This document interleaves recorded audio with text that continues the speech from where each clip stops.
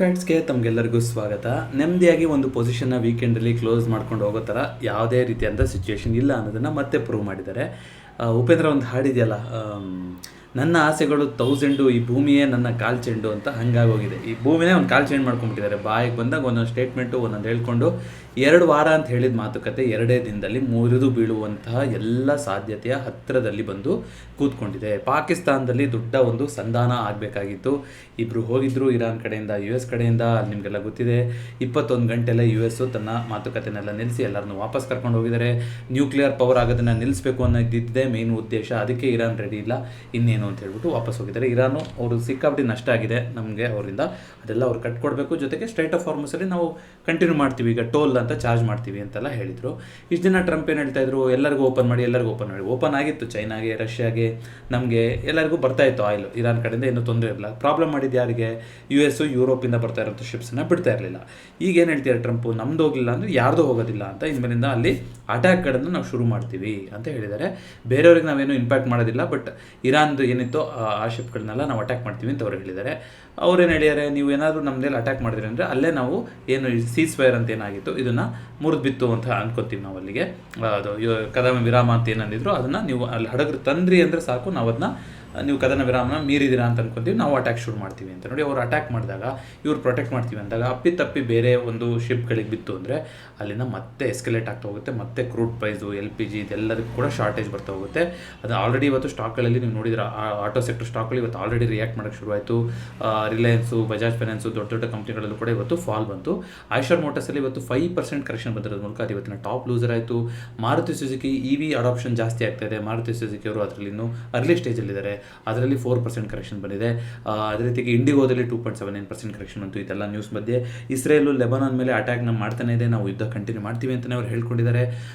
ಜೊತೆಗೆ ಏನಾದರೂ ಮತ್ತೆ ಏಪ್ರಿಲ್ ಎಂಡ್ ತನಕ ಇವಾಗ ಏನಾದರೂ ಮತ್ತೆ ಸ್ಟ್ರೈಟ್ ಆಫ್ ಹಾರ್ಮೋಸ್ ಮುಚ್ಚೋಯ್ತು ಅಂದರೆ 700 ಮಿಲಿಯನ್ ಬ್ಯಾರೆಲ್ಸ್ ಅಷ್ಟು ಇಡೀ ಜಗತ್ತಿಗೆ ಕ್ರೂಡಿನ ಶಾರ್ಟೇಜ್ ಆಗ್ಬೋದು ಅಂತ ಬರ್ತಾ ಇದೆ. ಸೊ ಈ ಕಾರಣದಿಂದಾಗಿ ಒಂದಿಷ್ಟು ಝೊಮ್ಯಾಟೊ, ಸ್ವಿಗ್ಗಿ ಈ ಥರ ಕಂಪ್ನಿಗಳು ಕೂಡ ಇವತ್ತು ಕರೆಕ್ಷನ್ ಬಂತು. ರೆಸ್ಟೋರೆಂಟ್ ಎಲ್ಲ ಮತ್ತೆ ಏನಾಗುತ್ತೆ, ಏನು ಕತೆ ಅನ್ನೋ ಒಂದು ಆತಂಕದಲ್ಲಿ ಇದೆ ಇವಾಗ. ಸೊ ಇಷ್ಟರ ಮಧ್ಯದಲ್ಲಿ ICICI ಬ್ಯಾಂಕ್ ಇವತ್ತು ಟಾಪ್ ಗೇನರ್ ಆಯಿತು, 2% ಅಪ್ ಆಯಿತು. ಕೆಲವೊಂದು ಬ್ರೋಕರೇಜ್ ಫರ್ಮ್ಗಳು ಪಾಸಿಟಿವ್ ಕೊಟ್ಟಿರೋದ್ರಿಂದ. ಅದೇ ರೀತಿಯಾಗಿ HDFC life after long time 2.47% up ಬಂದಿರೋದ್ರ ಮೂಲಕ ಇವತ್ತಿನ ಟಾಪ್ ಗೇನರ್ ಆಗಿದೆ. ಅದೇ ರೀತಿಗೆ ನಿಫ್ಟಿ ನೆಕ್ಸ್ಟ್ 50 ಅಂತ ನಾವು ನೋಡ್ತಾ ಬರೋದಾದರೆ ಇವತ್ತು ಸೋಲಾರ್ ಇಂಡಸ್ಟ್ರೀಸ್ ಅಂತ ಕಾಣಿಸುತ್ತೆ, 3.21% ಅಪ್ ಬಂದಿದೆ, ಅದೇ ಇವತ್ತಿನ ಟಾಪ್ ಗೇನರ್ ಆಗಿದೆ. ಹಾಗೆಯೇ ಚೋಳಮಂಡಲಂ ಫೈನಾನ್ಸಲ್ಲಿ 4.68% ಕರೆಕ್ಷನ್ ಬಂದಿರೋ ಮೂಲಕ ಅದು ಇವತ್ತಿನ ಟಾಪ್ ಲೂಸರ್ ಆಯಿತು. ಮಿಕ್ಸ್ಡ್ ಸೆಂಟಿಮೆಂಟೇ ಇತ್ತು. ಸೊ ಓವರಾಲ್ ನೋಡ್ತಾ ಬರೋದಾದ್ರೂ ಕೂಡ 23,500ನ ಒಂದು ಟೆಸ್ಟ್ ಆಗ್ಬೋದೇನೋ ಅಂತಿತ್ತು. ಇವತ್ತು ಗ್ಯಾಪ್ ಡೌನ್ ಓಪನಿಂಗ್ ಆಗಿ ಕೊನೆ ಟೈಮಲ್ಲಿ ರಿಕವರ್ ಆಗಿರೋದು ಮಾರ್ಕೆಟು. ಅಂದರೆ ಗ್ಯಾಪ್ ಡೌನ್ ಆದಾಗಿಂದ 23,600, 550 ಬಂದಿದ್ದಕ್ಕೂ ಫುಲ್ ಡೇ ರಿಕವರ್ ಆಗ್ತಾ ಹೋಯಿತು. 23,800 ಹೋಗಿ ಕ್ಲೋಸಿಂಗ್ ಆಗಿದೆ. ಆದರೆ ವಿಕ್ಸ್ ನೋಡಿ, ವಿಕ್ಸು ತಿರ್ಗಾ 8% ಜಾಸ್ತಿ ಆಗಿದೆ. ಹಾಗಾಗಿ ಮಾರ್ಕೆಟು ಏನು 500 ಪಾಯಿಂಟ್ಗಳ ಗ್ಯಾಪ್ ಡೌನ್ ಆಗಿತ್ತು, ಅದರಲ್ಲಿ ಒಂದು 300 ಪಾಯಿಂಟ್ಗಳನ್ನು ರಿಕವರ್ ಮಾಡ್ಕೊಂಡಿದೆ. ಆದರೂ ಕೂಡ ಶುಕ್ರವಾರದ ಕ್ಲೋಸಿಂಗ್ಗೆ ಕಂಪೇರ್ ಮಾಡಿದ್ರೆ ಆಲ್ಮೋಸ್ಟ್ 1%, 0.86% ವೀಕಲ್ಲೇ ಕ್ಲೋಸಿಂಗ್ ಆಗಿದೆ. ಗೋಲ್ಡ್ ಸಿಲ್ವರಲ್ಲೂ ಕೂಡ ಇವತ್ತು ಕರೆಕ್ಷನ್ ವಾಪಸ್ ಶುರು ಆಗ್ತಾ ಹೋಯಿತು. ಕ್ರೂಡ್ ತಿರ್ಗಾ 5% ಜಾಸ್ತಿಯಾಗಿ ಈಗ 103ನ ದಾಟಿದೆ. ಸೆಕೆಂಡ್ ಹಾಫಲ್ಲಿ ನೆಗೆಟಿವ್ ನಡೀತಾ ಇದೆ. ಬಟ್ ಇವತ್ತು ಓವರಾಲು 7-8% ಜಾಸ್ತಿ ಆಗಿದೆ ಕ್ರೂಡ್ ಬೆಲೆ ಅಲ್ವಾ. ಸೊ ಸೆನ್ಸೆಕ್ಸಲ್ಲಿ 0.91%. ನಾಳೆ ನಿಫ್ಟಿ ಎಕ್ಸ್ಪೈರಿ ಏನಾಗಿತ್ತು ಇವತ್ತೇ ಆಗೋಗಿದೆ. ನಾನು ಶುಕ್ರವಾರ ಅಪ್ಡೇಟ್ ಮಾಡೋದು ಮರ್ತೋಗಿದೆ ಅನಿಸುತ್ತೆ. ನಾಳೆ ಅಂಬೇಡ್ಕರ್ ಜಯಂತಿ ಇರೋದ್ರಿಂದ ಇವತ್ತೇ 13 ಏಪ್ರಿಲೇ ನಿಫ್ಟಿಯ ಎಕ್ಸ್ಪೈರಿ ಆಗಿತ್ತು. NSE ಕ್ಯಾಲೆಂಡರ್ ನೋಡೋಣ ಇನ್ನು ಯಾವ ನೆಕ್ಸ್ಟ್ ರಜಾ ಇದೆ ಅನ್ನೋದನ್ನು ಮಿಕ್ಸ್ ಮಾಡೋದು ಬೇಡ. ಅದೇ ರೀತಿಗೆ ಬ್ಯಾಂಕ್ ನಿಫ್ಟಿ ಇವತ್ತು ಫ್ಲಾಟಾಗಿ ನಡೀತಾ ಇತ್ತು. ಗಿಫ್ಟ್ ನಿಫ್ಟಿ ಸದ್ಯಕ್ಕೆ ಫ್ಲಾಟ್ ನಡೀತಾ ಇದೆ. ನಾಳೆ ಮಾರ್ಕೆಟ್ ರಜಾ ಇರುತ್ತೆ, ಹೇಗಿದ್ರು ನಾಡಿದ್ದು ಓಪನ್ ಆದಮೇಲೆ ನೋಡೋಣ ಏನಾಗುತ್ತೆ ಅಂತ. ಅದೇ ರೀತಿಯಾಗಿ ನ್ಯಾಚುರಲ್ ಗ್ಯಾಸಲ್ಲಾಗಲಿ, ನ್ಯಾಚುರಲ್ ಗ್ಯಾಸ್ ತುಂಬ ಫ್ಲಾಟಾಗಿ ನಡೀತಾ ಇದೆ. ಕಾಪರು ಕೂಡ ಪಾಸಿಟಿವ್ ಆಗಿತ್ತು ಇವತ್ತು. ಮೆಟಲ್ ಸೆಕ್ಟರೆಲ್ಲ ಸ್ವಲ್ಪ ಮೆಟಲ್ಗಳು ಪಾಸಿಟಿವ್ ಆಗ್ಬೋದು. ಅಂದರೆ ಯಾವುದ್ರ ಮೇಲೆ ಇದರಿಂದ ಡಿಪೆಂಡೆನ್ಸಿ ಇರುತ್ತೋ ಅದು. ಗೋಲ್ಡ್ ಸಿಲ್ವರ್ ಬಿಡಿ, ಅದು ಆಲ್ಮೋಸ್ಟ್ ಮಾರ್ಕೆಟ್ ಥರನೇ ರಿಯಾಕ್ಟ್ ಆಗ್ತಾ ಇದೆ. ಬಟ್ ಅಲ್ಯೂಮಿನಿಯಮು, ಮಿಕ್ಕಿದ ಮೆಟಲ್ಗಳೆಲ್ಲ ಆಲ್ರೆಡಿ ಇವತ್ತು ರೈಸ್ ಆಗಿದೆ, ಅದು ಮುಂದುವರಿತಾ ಹೋಗ್ಬೋದು. ಮತ್ತು ಒಂದಿಷ್ಟು ಗ್ರೀನ್ ಎನರ್ಜಿ ಸ್ಟಾಕ್ಸ್ಗಳೆಲ್ಲ ಕೂಡ ನಿಮ್ಗೆ ವಾಪಸ್ಸು ಯುಟಿಲಿಟಿ ಎನರ್ಜಿ ಸ್ಟಾಕ್ಸ್ಗಳು ಪಾಸಿಟಿವ್ ಆಗಿರೋದನ್ನು ನೋಡಲಿಕ್ಕೆ ಸಿಗ್ತಾ ಇದೆ. ಸೊ ಅದೇ ರೀತಿಯಾಗಿ ಇನ್ಫ್ಲೇಷನ್ ಡೇಟನ್ನು ಕೂಡ ಬಂದಿತ್ತು, ಅದನ್ನ ಒಂದೊಂದನ್ನೇ ಕವರ್ ಮಾಡ್ತಾ ಹೋಗೋಣ. ಬಿಟ್ಕಾಯಿನ್ ಈಗ 72,000 ಸದ್ಯಕ್ಕೆ ಪಾಸಿಟಿವ್ ಆಗಿ ನಡೀತಾ ಇದೆ. ನೋಡೋಣ ನಾಳೆ ಏನಾಗುತ್ತೆ ಅಂತ. ಎಕ್ಸ್ಪೆಕ್ಟೆಡ್ಗಿಂತ ಚೆನ್ನಾಗೇ ಬಂದಿದೆ ಏನು ಇನ್ಫ್ಲೇಷನ್ ಡೇಟಾ. ಬಟ್ ಲಾಸ್ಟ್ ಕ್ವಾರ್ಟರ್ಗೆ ಕಂಪೇರ್ ಮಾಡಿದ್ರೆ ಲಾಸ್ಟ್ ಮಂತಿಗೆ 3.21 ಇದ್ದಿದ್ದು ಈಗ 3.4% ಆಗಿದೆ, ಜಾಸ್ತಿ ಆಗಿದೆ. ಇನ್ಫ್ಲೇಷನ್ ಜಾಸ್ತಿ ಆಗಿದೆ. WPI ಇನ್ಫ್ಲೇಷನ್ ಕೂಡ ನಾಳೆ ಬರ್ತಾ ಹೋಗುತ್ತೆ, ನೋಡೋಣ ಏನಾಗ್ತಾ ಹೋಗುತ್ತೆ ಅಂತ. ಅದೇ ರೀತಿಯಾಗಿ ಇವತ್ತಿನ ನಿಫ್ಟಿ ಎಕ್ಸ್ಪೈರಿ ಯಾವ ಥರ ಇದೆ ಅಂತ ನೀವು ನೋಡ್ತಾ ಇದ್ದೀರಾ. ನೆಕ್ಸ್ಟ್ ಇರುವಂಥದ್ದು ಸೆನ್ಸೆಕ್ಸ್ ಎಕ್ಸ್ಪೈರಿ ಒಂದು ನಿಮಿಷ ಲಾಗಿನ್ ಆಗಿಬಿಡ್ತೀನಿ. ಓಕೆ, ಸೆನ್ಸೆಕ್ಸಿನ OI ನೋಡೋದಾದರೆ ಈ ರೀತಿ ಕಾಣಿಸ್ತಾ ಇದೆ. ಸದ್ಯಕ್ಕೆ 76,000ದಲ್ಲಿ 75,000ದಲ್ಲಿ ದೊಡ್ಡ ಮಟ್ಟಿನ ಸಪೋರ್ಟೇ ಬಿಲ್ಡಪ್ ಆಗಿದೆ. ಸೊ ಹಗ್ಗ ಜಗ್ಗಾಟ 77,000ದಲ್ಲಿ ನಡೀತಾ ಇದೆ. ಮೇಲ್ಗಡೆ 78,000ದಲ್ಲಿ ದೊಡ್ಡ ರೆಸಿಸ್ಟೆನ್ಸ್ ಇದೆ. ಸೊ 76,000ದಿಂದ 78,000 ಈ ಝೋನ್ನ ಇಟ್ಕೊಂಡಂಗೆ ಕಾಣಿಸ್ತಾ ಇದೆ OIನಲ್ಲಿ. ನೋಡೋಣ, ಇದು ಚೇಂಜಸ್ ಆಗ್ತಾ ಇರುತ್ತೆ. ಈಗ ಇನ್ನು 3 ದಿನ ಇದೆ ಅಲ್ವಾ. ಸೊ ನಾಳೆ ಮಾರ್ಕೆಟ್ ರಜಾ, ನಾಡಿದ್ದು ಓಪನ್ ಆಗುತ್ತೆ. ಆಚೆ ನಾಡಿದ್ದು ಗುರುವಾರ ಸೆನ್ಸೆಕ್ಸ್ನ ಎಕ್ಸ್ಪೈರಿ. ನೋಡೋಣ ಅಂತ ಏನಾಗುತ್ತೆ ಅಂತ. ಅದೇ ರೀತಿಯಾಗಿ ಇವತ್ತು ಓವರಾಲ್ ಕ್ಲೈಂಟ್ ಸೆಂಟಿಮೆಂಟ್ ನೋಡೋದಾದರೆ ಬುಲ್ಲಿಶ್ ಆಗಿ ಉಳಿಸ್ಕೊಂಡಿದ್ದಾರೆ. ಪ್ರೋಗಳು ಕೂಡ ಮೀಡಿಯಮ್ ಆಗಿ ಬುಲ್ಲಿಶ್ ಆಗಿದ್ದಾರೆ. FIಗಳು ಮಾತ್ರ ಬೇರಿಶ್ ಆಗಿರೋದು. ನೋಡೋಣ ಮಾರ್ಕೆಟಿಂದ ರೆಸ್ಪೆಕ್ಟ್ ಮಾಡುತ್ತಾ ಏನಾದರೂ ಮತ್ತು ಶಾಂತಿ ಸಂಧಾನ ಸರಿ ಹೋಗುತ್ತೆ ಏನಾಗುತ್ತೆ ಅಂತ ನೋಡೋಣ. ಓವರಾಲ್ ನೋಡೋದಾದ್ರೆ FIಗಳು ಇವತ್ತು 1983 ಕೋಟಿ, ಸ್ವಲ್ಪ ಲೈಟ್ ಸ್ಟಾರ್ಟ್ನ ಮಾಡಿದ್ದಾರೆ ಲಾಸ್ಟ್ 2-3 ದಿನದಿಂದ. ಸೊ ಸ್ವಲ್ಪ ಮಾರ್ತಾ ಇದ್ದಾರೆ. DAಗಳು ಕೂಡ ಸ್ವಲ್ಪ ಕೊಂಡ್ಕೊತಾ ಇದ್ದಾರೆ. ಕಾದು ನೋಡೋ ತಂತ್ರ ಮಾಡ್ತಾ ಇದ್ದಾರೆ. ಏನು ಮಾಡ್ತಾರೆ ಅನ್ನೋದು ನೋಡೋಣಂತೆ.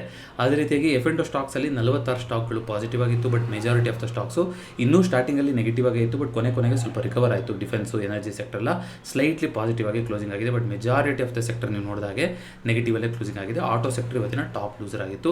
ಬ್ಯಾಂಕ್ ನಿಫ್ಟಿನಲ್ಲೂ ಕೂಡ 2 ಸ್ಟಾಕ್, ICICI ಬ್ಯಾಂಕು ಮತ್ತು ಇನ್ನೊಂದು ಯಾವುದೋ ಒಂದು ಬ್ಯಾಂಕು ಪಾಸಿಟಿವ್ ಆಗಿದೆ. ಇನ್ನೆರಡು ಕೂಡ ನೆಗೆಟಿವ್ ಆಗೇ ಇತ್ತು. AC ಕಂಪನಿಯ ಸೇಲ್ಸ್ಗಳು ಚೆನ್ನಾಗಾಗ್ತಾ ಇದೆ ಅಂತ ಡೇಟಾ ಬಂದಿತ್ತು. ಸೊ ವೋಲ್ಟಾಸ್ ಇವತ್ತಿನ ಟಾಪ್ಗೆ ಇದ್ದಾರೆ F&Oನಲ್ಲಿ ನೋಡೋದಾದರೆ. ಅದೇ ರೀತಿಯಾಗಿ ಈ ಸಲ ಮಾನ್ಸೂನ್ ಮಳೆ ಕೂಡ ತುಂಬ ಒಂದು ಕಮ್ಮಿ ಇರುತ್ತೆ ಅಂತ ಒಂದು ಪ್ರಿಡಿಕ್ಷನ್ ಬರ್ತಾ ಇದೆ.